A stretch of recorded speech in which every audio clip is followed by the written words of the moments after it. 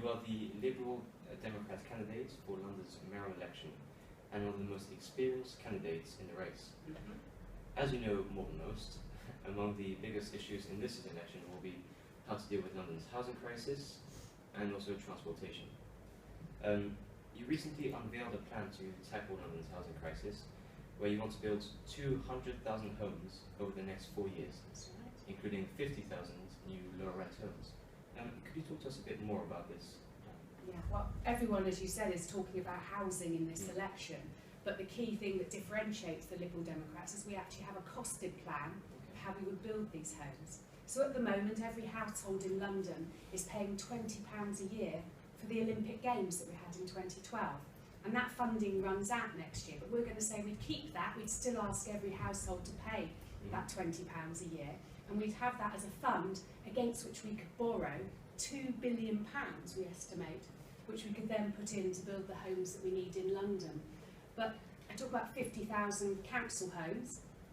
The other 150,000 would be for private rent and sale, and some sort of intermediate different sorts of housing to help people in different situations. But the difference with us as well is that we don't think the private sector, the developers, will build the homes we need. So we would set up our own building company to actually build these homes. We've relied on the private sector for too long, and they're only going to build so many homes a year because it's their profit margins. If we suddenly have lots of housing on the market, it will stabilise prices a bit, and I think that affects their bottom line, and they don't want that. So we're going to be building the homes ourselves, working with partners. But then the third thing that I think really differentiates us is we've got a skills shortage in the construction sector. If we want to build these homes, we've got to skill up the workforce. So I'd be setting up what's called a construction academy, a bit like Crossrail that's being built. We have a tunnelling academy because we didn't have anyone who was expert in tunnelling. We've trained up tons of people across London who then have been able to build those tunnels. We're going to do the same, set up a construction academy, train up the workforce to build the homes for Londoners. So it's a really clear, solid plan that will build the homes we need. Okay. Well, as you just said now, that you would not rely on the private sector because, and this is a quote, they just haven't delivered. They will find any excuse not to build genuinely affordable homes.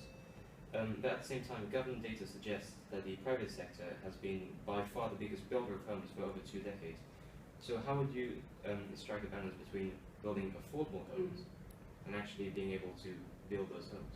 Well, part of the problem is, over recent years, is developers almost have had all the cards, and councils have been bowing down to them, if you like, in terms of whatever they say they can build that's affordable.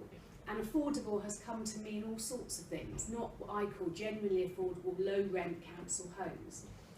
So what the difference is, I'm going to put money in, so we're raising the money, I say about £2 billion a year we can raise.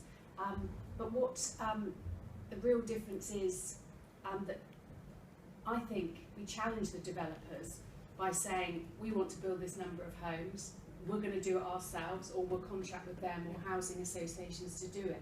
But it's not in the developer's interest, and they have this, it's quite technical, they have this thing called a viability assessment now, which means they can have these experts come up with a report which says exactly why they shouldn't build as many affordable homes. It's become a way of excuses not to build the homes we need. Well, I'm not going to put up with that, and so that's why I'm going to raise the money to say this is what we do. Another way that we can build genuinely affordable homes is to try and get a new land use class in terms of planning. Every bit of land has a sort of planning category. We'd like one which is for social housing, for genuinely affordable housing. So if you could then designate certain land in your borough across London as social housing, immediately it brings the price down. And so that's something that our members in the House of Lords at the moment are trying to amend the housing bill to do just that, to really help make sure we can build the homes we need. Okay. One of the suggested solutions to improve London's housing crisis is to start building on greenbelt lands. If it enabled you to build affordable homes, would you consider building on greenbelt land? No, I wouldn't build on the greenbelt. It does much to protect the sprawl of London. It protects us in terms of climate change and flooding. It plays a really important role. There are so many brownfield sites in London. Yes, look at the Olympic Park. That was contaminated land. Look what could be done with money spent to clean it up and the homes being built there now. So no, I wouldn't build on the green belt. I'd be looking to build on brownfield sites. There are already over 200,000 planning permissions for homes in London. They're just not being built. The private sector is sitting on them. We've got to build these homes and incentivise them to build theirs as well as the plans I've got. What do you think of the government's Zach Goldsmith lobbied amendment to the housing bill, where the government states its intention to build 2 new affordable homes for each council house sold? It's a smokescreen to make it look like he's doing something and he cares about council housing. It doesn't stack up. They've never replaced by however many they've promised to in the past, and they won't again. I see. And do you think that Tim Farron's ambitious stance on housing, where he wants to build 300,000 homes a year if he gets the Prime Minister, do you think that his ambitious stance will win in the sales of your campaign, or rather promote the Lib Dem's post-coalition image of untrustworthiness? Well, in London, people know, certainly with me, they know that if I say I'm going to do something, I would do it, and I think Londoners do trust us on that. But Tim Farron gets that there is a housing crisis across this country. London, the South East, it's more acute, but he represents a rural constituency, and he sees there how children aren't able to live in the same village, the same area as their parents, and so on. And he sees the crisis there. In particular, when people buy second homes in places like Cumbria, it really affects the housing market. We have got to build homes across the country, but London, we absolutely know. You've only got to see the homeless people on the streets, you've only got to see the people in such overcrowded accommodation that we've got to start building our way out of this crisis. But at the same time, would the Lib Dems be able to reach this 300,000 UD targets? Because the modern peak was 200,000, and that was under Tony Blair. So today, after a financial crisis and during a time when the government is struggling to reach its targets for building homes, why would the Lib Dems be able to be so ambitious? Well, you know, they presumably will find a funding stream like we have in London, but it's quite clear that actually one of the ways to get the economy going again and to create jobs is to build infrastructure. And that means building housing, it means building transport, it means building and improving energy supply and so on. And it's really important that we do that to help create jobs, to train up the workforce and then create the infrastructure we need, transport infrastructure similarly. So, you know, I assume that is part of his plan, but you know, I don't know the detail of his plan. I know he and my colleagues in Parliament have been talking about my plan for London when they had an opposition day recently in Parliament. So, you know, they like our plan and stack up, and Tim will be out with me talking about housing in the coming weeks. Yeah. So, back to London, you are very experienced in transport. You are the Lib Dem transport spokesperson, and you served as chair of the London Assembly's Transport Committee a few years ago. Could you talk to us a bit about your half price by half 7 policy and how you seek to finance it? Okay, well there's a lot of talk about fares in this election. My Labour opponent thinks you can just freeze fares for 4 years and yet it won't affect investment, but we know it could cost up to £2 billion effectively out of the budget. So what I'm trying to do is target some fare reductions that really help low-income Londoners, people who really struggle. So we have half-price fares by half 7 if you use the tube or Transport for London rail services. And this really helps people who go in and do cleaning jobs, security jobs, serve coffee in the cafes to all of us as we're going to work. Really, really important to help them, and that's a significant discount. We also would bring in a 1-hour bus ticket, which I've campaigned on for well over a decade, allowing you to change buses as many times as you like within an hour and only pay 1 fare. Again, helping people who are more likely to use buses are often low-income Londoners. So it's really important to do that. How we would fund it is there are a number of projects that Transport for London are currently funding that I don't support. Okay.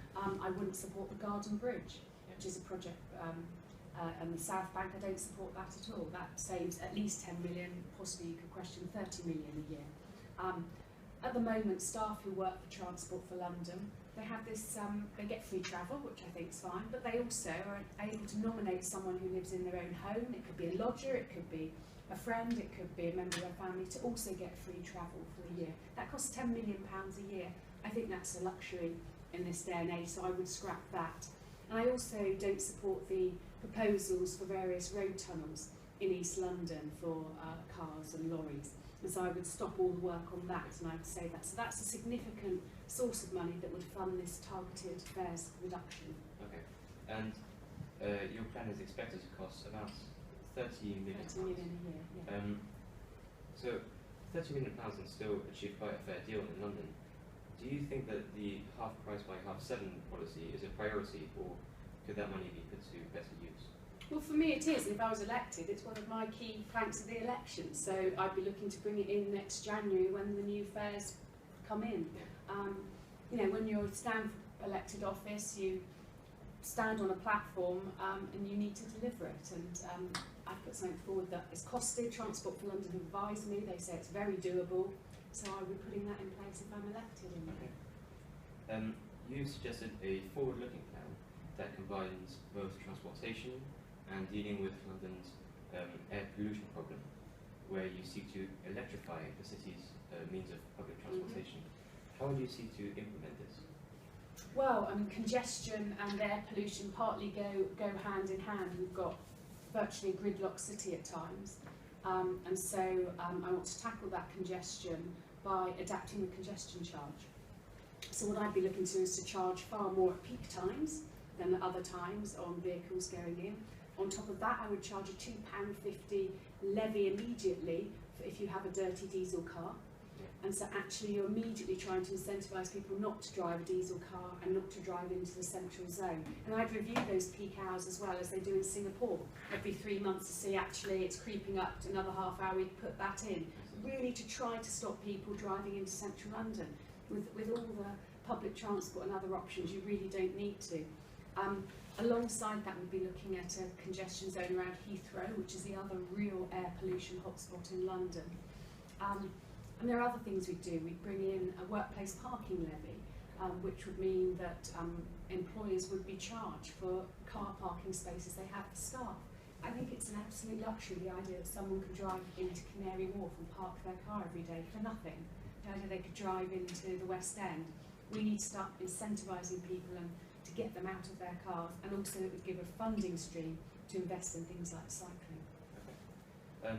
You said that you want to make sure there's a level playing field with regards to Uber's competitiveness with London's black cabs. With London being one of the most dynamic and economically competitive cities of the world, is wishing to regulate Uber slightly backward thinking? Not at all, because it's about passenger safety. If you're a passenger and you use a taxi or a private hire vehicle, you want to know that the vehicle is safe, that it's got proper insurance, that your driver hasn't got any convictions, that your driver knows where they're going, they've not worked too many hours, and that they are safe and that they are insured. And you know, black taxis are an icon of London. You know, you can hail them in a street, they spend years doing the knowledge, they know every street of London. And they are fully accessible. If you're in a wheelchair, if you've got a buggy, you can use them without worry. Private hire don't operate like that. And Uber's model is to come in, undercut everyone in London, including all the other established private hire companies, run them out of town and then hike fares. This is the model they've used everywhere else. And it feels to me, it doesn't feel particularly fair. And that's why I think we need tight regulation to make sure that they and other operators are keeping to the rules that are set out to make sure passengers are safe. I'm all for passengers having choice, of course. I want to make sure they're safe. And I see too many concerns, particularly about Uber, that make me worried that maybe they aren't as safe as they should be. I see. Your Labour rival, Sadiq Khan, recently claimed that this election was a two-horse race between himself and the Conservative candidate, Zach Goldsmith. Is that a fair assessment? This election's wide open, and the beauty of it is you've got a proportionate election for the London Assembly, so every vote counts for that on the orange ballot paper. But secondly, you get a first and a second choice for mayor. And we've got a whole slate of new candidates. Nobody knows my Tory or Labour rivals that well. And I'm the person who's got 8 years experience at City Hall, day in, day out working for Londoners. Yeah. And as I've said before, I'm not running for this because I want to be something. I want to be the Mayor of London. It's not about a big ego. I'm running because I want to do something. I've seen firsthand the issues we face in London. I want to get on and try to solve those issues. So So, is your campaign more focused, in that case, for increasing your party's share of the seats in the London Assembly, rather than the ultimate goal of becoming the Mayor of London? Well, clearly I want to get more Assembly members and I want a bigger group at City Hall, and the more Liberal Democrats we get at City Hall, the more we can try to influence whoever's mayor, whether it's myself or someone else, to make sure they may implement some of the ideas that we have. But it's really, really important. The Assembly has a very important role holding whoever's mayor to account, and we need a strong group of Liberal Democrats there, and obviously we want as many people to vote first preference for myself for mayor. Yeah. Well, in that case, your possibly main candidates would be Peter Whittle and the Green Party's Sheer Berry. Do you think that after a string of poor election results for the Liberal Democrats in London, caused by strong Green rivalry, for example with Jenny Jones, do you think that your campaign will benefit from the Green Party's choice of Mrs. Berry as candidate instead of the more experienced Tom Chance? Well, I mean, it's for parties to decide who they wanted to select. You know, I think we've got everything to play for in this election. The more I go out to talk to Londoners, the more people hear about our ideas, the great positive response we have. And I'm not here to talk about other parties, I'm here to fight for the Liberal Democrats. So. Recent polls suggest that you will win the support of about 4% of voters, and that's far behind the likes of Sadiq Khan, Zach Smith, who are near the 30 to 40% target. So how are you going to be able to influence this race? Well, first of all, given the last general election, what happened with polls, I wouldn't believe anything, quite frankly, that some of these polls come out with. But yeah, ultimately, we're out talking to people in London about our ideas on housing, on fares, on childcare, all of these issues, and also showing that I'm just an ordinary Londoner like everyone else. I'm there rushing for the train in the morning, I'm getting my son to nursery this morning. You know, I face the same challenges bringing up a family in London as many Londoners do. And I'm hoping that Londoners will be able to relate to me. I think actually that's the person who's going to best represent us at City. The debate in the run-up to the Mayoral election is up in just a few days. What message will you be trying to convey to the audience then? Which debate's that, sorry? I was told that there was a debate on the 23rd of February. There are debates constantly, to be honest. So, I mean, I have several a week. I spend my time talking about, you know, the things that I want to do for London, and talking about how I have the most experience, and that will continue. We have several a week, to be honest, at the moment, so I'm not sure which one that is. Okay. Well, that's it. Lovely. Well, thank you very much, Martin. Thanks so much, Great.